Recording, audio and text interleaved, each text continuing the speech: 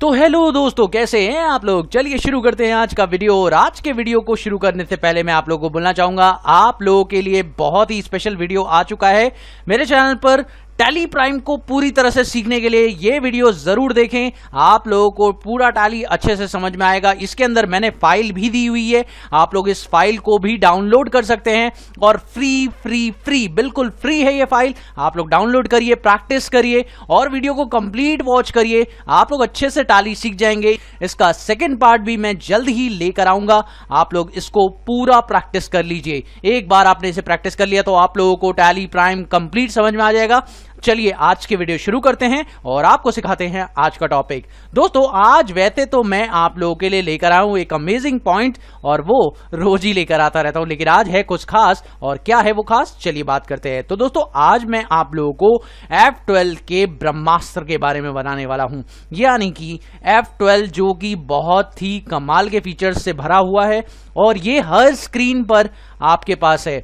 तो मैं आज जो F12 का फीचर बताने वाला हूं वो कौन सी स्क्रीन से रिलेटेड है ये मैं आप लोगों को बता देता हूं, और वो है कॉन्ट्रा वाउचर। यानी कॉन्ट्रा वाउचर पर F12 स्क्रीन का क्या यूज है और F12 से कौन कौन से फीचर्स आप ऑन कर देंगे तो कॉन्ट्रा वाउचर स्क्रीन पर आप वो काम कर सकेंगे और आपको काफी बेनिफिट मिलता है F12 फीचर्स के साथ। चलिए दोस्तों बात करते हैं F12 फीचर्स की, एक एक करके डिस्कस करेंगे सारे पॉइंट्स की। सब्सक्राइब कीजिए गाइड ऑफ मैथ चैनल को और बेल आइकन को दबाइए ताकि मेरी लेटेस्ट वीडियो का नोटिफिकेशन आपको मिलता रहे। तो दोस्तों सबसे पहले हम लोग बात करते हैं, यहां पर F12 प्रेस करते हैं और फर्स्ट ऑप्शन आप देखें, यहां पर आपको दिखाई देगा कि credit debit instead of to and by. अगर आप ये ऑप्शन नो कर देते हैं, जो कि मेरा अभी यस है, तो क्या होता है आप देखिए, कंट्रोल ए कर दिया मैंने। उसके बाद आप देखें ये जो मेथड है बदल गया है, एंट्री मोड जो है टू एंड बाय का हो गया है। टू का मतलब क्रेडिट एंड बाय का मतलब डेबिट। वापस चलते हैं, इस ऑप्शन को वापस एस कर देते हैं और अब देखिए अगला पॉइंट आप लोगों के सामने आ रहा है कि वॉन नेगेटिव कैश बैलेंस। अगर आप चाहते हैं कि आपका नेगेटिव कैश बैलेंस का मैसेज दे तो ये टैली अपने आप ही देता है, बाय डिफॉल्ट इसने सेट कर रखा है यस। अगर मैं इस ऑप्शन को नो कर देता हूं तो देखिए क्या इंपैक्ट पड़ता है। तो दोस्तों अगर आप कैश लेते हैं और कैश का कोई बैलेंस आप 2 लाख रुपए मान लीजिए लिख देते हैं तो आपको ये वार्निंग नहीं देगा कि नेगेटिव कैश बैलेंस है। लेकिन अगर आप F12 प्रेस करके इस ऑप्शन को यस कर देते हैं और फिर वापस जाकर कैश के ऊपर एंटर प्रेस करेंगे, ये देखिए आप लोग देख सकते हैं एंटर करने के बाद 1.5 लाख का बैलेंस मैंने लिखा है और आप देख सकते हैं मेरे को नेगेटिव कैश बैलेंस का जो है वार्निंग मैसेज दे दिया है। तो ये ध्यान रखिए दोस्तों, ये बहुत ही सिंपल सा फीचर है। और F12 प्रेस करके वापस चलते हैं और अब देखते हैं क्या है नया फीचर। दोस्तों यहां पर आपको दिखाई दे रहा है सिलेक्ट कॉस्ट सेंटर क्लास। दोस्तों कॉस्ट सेंटर क्लास का वीडियो मैंने पहले भी बना रखा है, लेकिन आप लोगों को ये देखना चाहिए कि अगर इस ऑप्शन को मैं यस करता हूं तो इससे कौन सा ऑप्शन, इन दोनों ऑप्शंस को अगर मैं यस करता हूं तो इससे कौन सा ऑप्शन अनेबल हो जाता है। तो आप देखें आपको यहां पर कॉस्ट सेंटर क्लास सिलेक्ट करने का ऑप्शन मिल जाता है, जो कि बाइफ्रिकेशन होता है परसेंटेज का, और ये ऑप्शन आप लोगों को मिल जाएगा टैली में। तो ये ऑप्शन इसमें जरूरत नहीं होती। पेमेंट और कॉन्ट्रा वाउचर में हम लोग कॉन्ट्रा वाउचर में तो हम इसे यूज नहीं करते, हम लोग जनरली इसे पेमेंट रिसिप्ट या जनरल वाउचर में यूज करते हैं। तो इस ऑप्शन को यहां पर यस करने का कोई मतलब नहीं बनता है, तो इसे हम वापस से नो कर देते हैं। चलिए दोस्तों बात करते हैं skip the date field during voucher creation. ये एक बहुत ही बढ़िया पॉइंट है, आप लोग को इसे यूज करना चाहिए। दोस्तों मैं एक बात आप लोग को बताना चाहता हूं, कई बार जब भी आप एंट्रीज करते हैं तो आपका सबसे पहले जो कर्सर आता है वो कहां पर जाता है, सबसे पहले जो कर्सर आता है वो आपका एंट्री पर आकर रुक जाता है। तो दोस्तों कई बार इनवॉइस नंबर पर रुक जाता है, आपका वो कर्सर ऑटोमेटिकली डेट पर जाता ही नहीं है।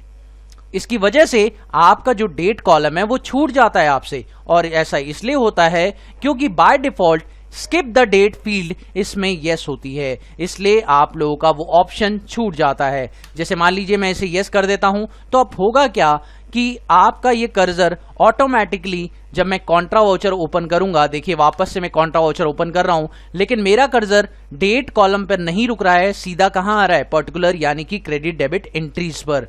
दोस्तों अब अगर आपको डेट डालनी है तो आपको F2 प्रेस करना पड़ेगा, लेकिन मान लीजिए अगर मैं उस ऑप्शन को जो कि मैंने अभी करा था उस ऑप्शन को मैं नो कर देता हूं और फिर मैं कॉन्ट्रा वाउचर की एंट्री खोलता हूं, तो आप देखिए मैं कॉन्ट्रा वाउचर की एंट्री खोल रहा हूं और जैसे ही मैंने खोला मेरा कर्सर ऑटोमेटिकली डेट पर जाकर रुक गया है। आप देख सकते हैं यहां पर डेट पर जाकर ऑटोमेटिकली रुका हुआ है।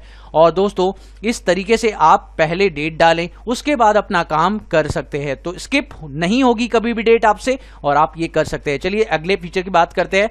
यहां पर देखिए आप लोगों को अगला फीचर देखने को मिलेगा जो कि है show current balance for ledger. ये ज्यादातर आप लोगों ने बार बार देखा ही होगा, आप लोग जानते ही हैं कि जब भी कोई बैलेंस, जो भी लेजर आप सिलेक्ट करते हैं तो उसका करंट बैलेंस आपको दिखाई देता है। तो यस करते हैं अगर इस ऑप्शन को, तो आप देखें आप कैश सिलेक्ट करेंगे तो उसका बैलेंस आपको नीचे लिखा हुआ मिल जाएगा। लेकिन मान लीजिए अगर आप लोगों ने इसे नो कर दिया तो आपको ये ऑप्शन की वजह से कैश का कोई बैलेंस यहां पर नहीं दिखाई देगा। तो दोस्तों ये फीचर इस तरह से काम करता है। और मान लीजिए आपने शो करंट बैलेंस यस कर दिया है, लेकिन आप यहां पर कहना चाहते हैं कि show balance as on voucher date. तो दोस्तों अगर आप इस ऑप्शन को यस करते हैं तो आपको क्या बेनिफिट मिलने वाला है ये मैं आपको दिखाता हूं। तो show balance as on voucher date को एक्सेप्ट अगर आप कर देते हैं तो आप देखिए, मान लीजिए 1 मई को कैश का बैलेंस क्या था, ये देखिए 1 मई को अगर आप कैश का बैलेंस देख रहे हैं तो 1,28,000 है। लेकिन मान लीजिए मेरी एंट्री मैं करने जा रहा हूं 31 अक्टूबर को, तो 31 अक्टूबर को कोई कैश का बैलेंस है, अभी वो चेंज नहीं हुआ है। तो सपोज करिए मैं यहां पर 31 जनवरी कर देता हूं, तो 31 जनवरी को भी कोई बैलेंस चेंज नहीं हुआ है, तो 31 मार्च कर देते हैं। तो ये देखिए 31 मार्च होते ही जो करंट बैलेंस है वो चेंज हो गया। यानी कि कहने का मतलब ये है कि जिस डेट को आप एंट्री कर रहे हैं, 2 मई को कर रहे हैं, तो 2 मई को देखिए कैश का बैलेंस अपने आप ही बदल गया है। तो एंट्री की डेट जो भी होगी उसके अकॉर्डिंग कैश का बैलेंस भी दिखाई देगा। तो ये ऑप्शन आपको काफी बेनिफिट देता है कि आपको कैश का वो बैलेंस यानी कि करंट लेजर का वो बैलेंस दिखाई देगा जिस दिन वाउचर की डेट होगी। तो वाउचर की डेट के अकॉर्डिंग आपको करंट बैलेंस दिखाई देगा। दोस्तों बहुत ही कमाल का फीचर है ये। चलिए बात दोस्तों, उसके अलावा जो फीचर्स है वो काफी इंटरेस्टिंग नहीं है, बट मैं आपको बैंक के कुछ फीचर्स के बारे में बताना चाहूंगा। यहां पर देखिए, अगर आप जानते ही हैं कि जब आप बैंक लेते हैं तो बैंक सिलेक्ट करने के बाद बैंक एलोकेशन स्क्रीन आती है। अगर आप चाहते हैं वो एलोकेशन स्क्रीन ना आए तो आप इस ऑप्शन को यस कर दीजिए। और जैसे ही आप इस ऑप्शन को यस करेंगे तो मान लीजिए आप 1.5 लाख रुपए बैलेंस डालते हैं और यहां पर बैंक सिलेक्ट करते हैं, तो आप देखिए इसके बाद जो स्क्रीन आनी चाहिए बैंक की डिटेल वाली, वो स्क्रीन यहां पर अपीयर नहीं हो रही है। आप देखें कोई भी स्क्रीन यहां पर अपीयर नहीं हुई है। और अगर आप चाहते हैं कि ये स्क्रीन भी बंद हो जाए, जिसे डिनोमिनेशंस कहते हैं, तो आप F12 प्रेस करिए और यहां पर देखिए कैश डिनोमिनेशंस का ऑप्शन है, इसे भी आप बंद कर सकते हैं। कंट्रोल A करिए, आप देखिए कोई भी स्क्रीन आपके सामने शो नहीं हो रही है। तो दोस्तों ये 2 फीचर्स बहुत ही सिंपल से हैं। और आप डिफॉल्ट बैंक एलोकेशंस करना चाहते हैं तो यहां पर डिफॉल्ट बैंक एलोकेशंस का ऑप्शन है, इसे आप नो करके आप अपना बैंक एलोकेशंस ले सकते हैं कि आप चाहते हैं कि बैंक की डिटेल्स आपको दिखाई दे। तो देखिए दोस्तों बैंक की डिटेल्स आएंगी, अगर आप उसे यस कर देंगे तो बैंक की डिटेल्स नहीं आएंगी। तो दोस्तों ये एक ऐसा फीचर है जो आपको काफी मदद कर सकता है। अगली बात करते हैं दोस्तों, यहां पर देखिए अगर आप चाहते हैं कि आपकी चेक प्रिंटिंग हो आफ्टर जो भी वाउचर सेव करें इसके अंदर, उसके बाद चेक ऑटोमेटिकली प्रिंट हो जाए, तो यहां पर आप इस ऑप्शन को यस करेंगे। उसके साथ साथ अगर आप चाहते हैं कि शो चेक भी शो हो, प्रिंट से पहले शो हो के आपका चेक कैसा दिखेगा, तो आप इस ऑप्शन को भी यस करेंगे।